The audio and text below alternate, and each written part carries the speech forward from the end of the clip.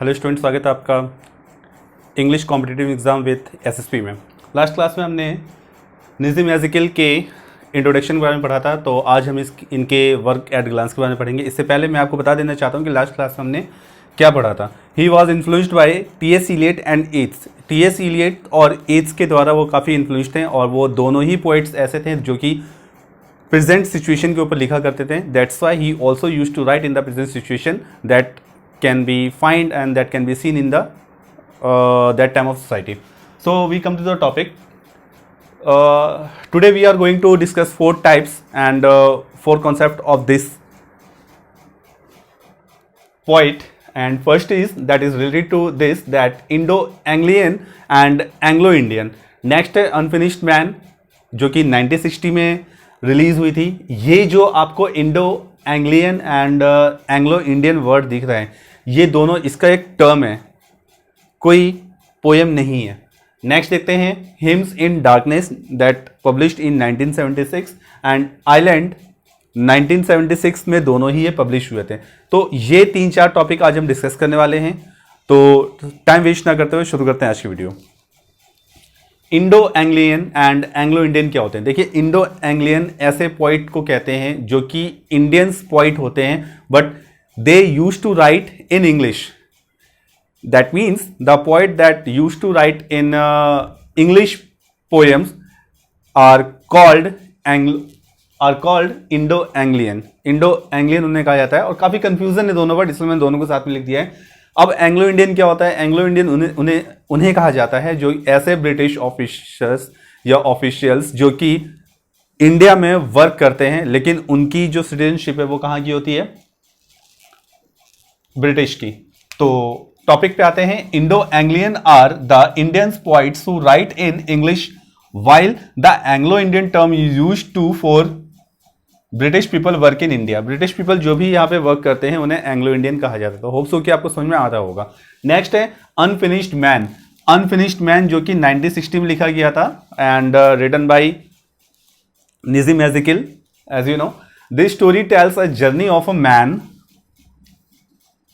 On this earth by different kinds of up downs that link to somehow to nature. ये जो journey है, हमें मतलब ये स्टोरी एक लाइफ की जर्नी बताती है जो कि एक मैन या एक पर्सन की लाइफ में एक्चुअल में होती रहती है। तो ये अप डाउन होते रहते हैं कि कभी आपकी लाइफ में कुछ सुख आता है, कभी कोई दुख आते हैं, कभी कुछ प्रॉब्लम्स आती है, कभी कोई टेंशन आती है, कभी कोई खुशखबरी आती है, कभी कुछ ऐसे सिचुएशन आ जाती है जहाँ पे आपको डिसीजन लेना बहुत मुश्किल पड़ जाता है। इन सभी सिचुएशन का, इन सभी टॉपिक का कहीं ना कहीं नेचर से रिलेटेड रिलेशन होता है, और ये थोड़ा बहुत कहीं ना कहीं नेचर से लिंक्ड करते हैं। तो इसमें नेचर या नेचुरल थिंग्स को हम डिस्ट्रॉय ना करें, बेसिकली ये इस पोएम में बताया गया है। नेक्स्ट है हिम्स इन डार्कनेस। देखिए, hymns in darkness that was published in 1976। It was the collection of many poems and the most of poem were based on the thinking of seriousness of religion.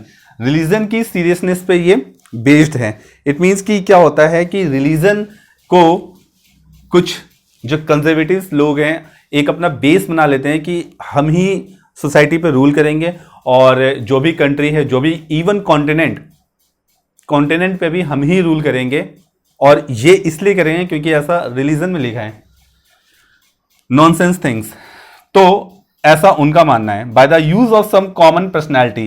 तो common personality means कि भाई जो Italy के pope हैं उन्होंने भी ऐसा किया, और जो पर्टिकुलर एरिया के पादरी हैं, जो चर्च के ऑनर हैं, उन्होंने भी ऐसा किया।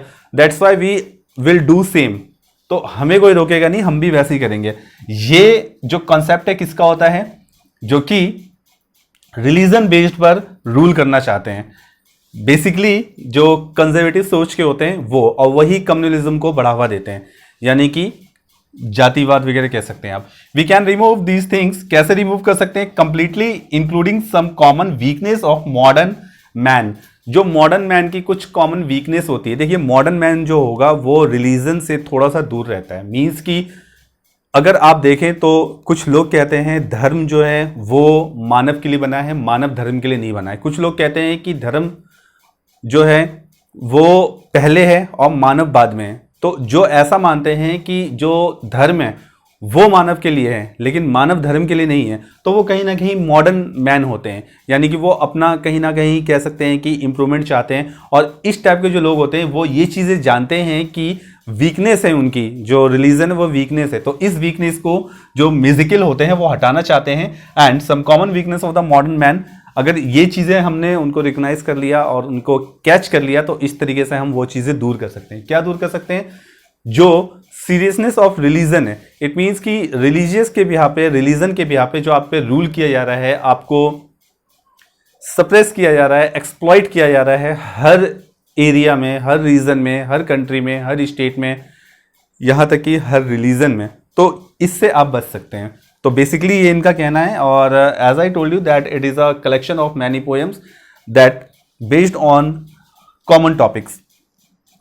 Next, islands, that is also published in 1976 and it is the part of the Hymns of the Darkness। ये इसी का पार्ट है Hymns in Darkness का। It is the part of Hymns in Darkness that is right in 25 lines। 25 lines में लिखा गया। This poem Ezekiel describe the reality of urban city of Mumbai।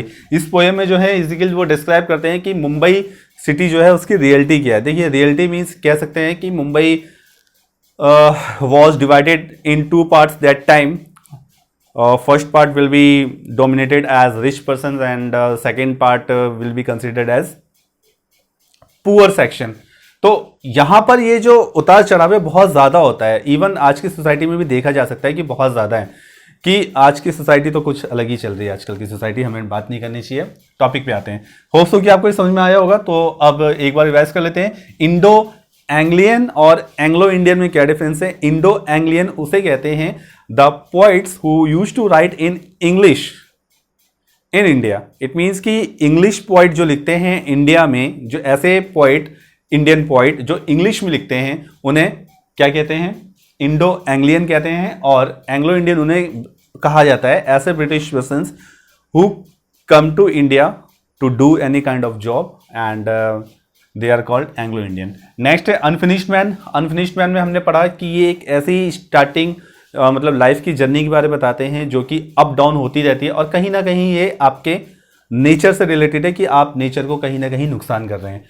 Hymns in darkness आपको बता दिया है कि basically this poem is collection of many poems and it is based on the religious ways. Means कि religion के जो conservative thinking है उन पे बेस्ड है कि किस तरह से वो हमें डोमिनेट करते हैं। और इसका सॉल्यूशन क्या बताया है कि some common weakness of modern man. अगर मॉडर्न मैन के हमने कुछ कॉमन वीकनेस निकाल लिया है कि आपको डेवलपमेंट करना है, आपको आगे का सोचना है, एजुकेशन पे फोकस करना है, हेल्थ पे फोकस करना है, इन्वेस्टमेंट फोकस करना है, तो आप ये चीज़ें रिमूव कर सकते हैं। नेक्स्ट है आपका island. It is the part of the hymn in darkness. ये इसी का पार्ट है और this story is based on the Mumbai island and this is also the discrimination of the two societies and two or more societies that can be find in Mumbai that time। तो hopes हो कि आपको ये poem समझ में आया होगा और जो हमने निसिम म्यूजिकल का जो सेकंड पार्ट किया है जो कि वर्क एट ग्लांस है वो भी आपको अच्छी तरह समझ में आया होगा। तो मिलते हैं नेक्स्ट वीडियो में नेक्स्ट टॉपिक के साथ। नेक्स्ट वीडियो जो होगा वो आपका होगा रॉबर्ट फ्रॉस्ट। रॉबर्ट फ्रॉस्ट के ऊपर हम करेंगे और रॉबर्ट फ्रॉस्ट आपके यूपी पीजीटी का थर्ड लास्ट पार्ट है।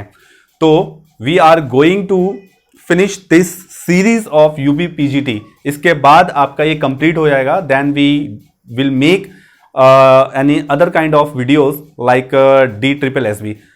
तो ये काफ़ी आगे का आपको बता दिया है। फिलहाल जस्ट इसके बाद जो वीडियो आएगा वो होगा रॉबर्ट फ्रॉस्ट के ऊपर बनाएंगे। बहुत ज़्यादा फेमस हैं और उनके कुछ जो पोएम्स हैं आप देख सकते हैं 9th में भी 10th में भी।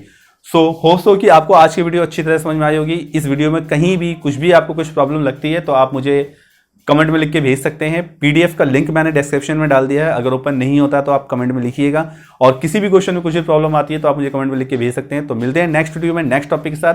तब तक अपना ख्याल रखिए और कोई ना कोई पॉजिटिव वर्क ऐसा जरूर कीजिए जिससे कि सोसाइटी का पॉजिटिव रिस्पॉन्स आए और सोसाइटी का एक पॉजिटिव फायदा हो सके। तो मिलते हैं नेक्स्ट वीडियो में नेक्स्ट टॉपिक के साथ। तब तक अपना ख्याल रखिए, पढ़ते रहिए। Thank you.